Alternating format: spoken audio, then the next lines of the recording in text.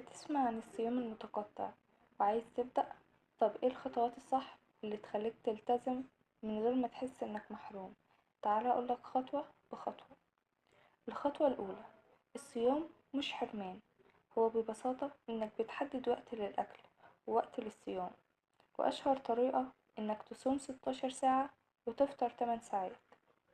تاني خطوة، تحديد الساعات، تختار وقت يناسب يومك، مثلا تبدأ أول وجبة 12 الظهر وتنتهي آخر وجبة 8 بالليل، كده تبقى قدرت تصوم من 8 بالليل لحد 12 الظهر. تالت خطوة، هو الصيام مش حرمان، بمعنى ممكن تشرب مية أو شاي أو قهوة بس يكون سادة من غير سكر أو لبن، الهدف إن جسمك يفضل في حالة حرق الدهون. رابع خطوة، اختيار الأكل.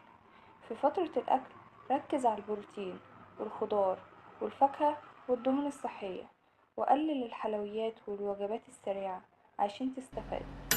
طب ايه نظام الوجبات؟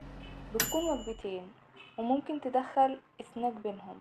وجبة الغدا تبقى وجبة كاملة يعني فيها دهون بروتين كارب، ووجبة العشاء برضو بتكون وجبة كاملة. خامس خطوة وهي التدريج، لو لقيت صعب تبدأ 16 ساعة صيام و8 ساعات فطار، جرب 12 و12، يعني 12 صيام و12 فطار، وبعد كده ابدأ 14 صيام و10 فطار.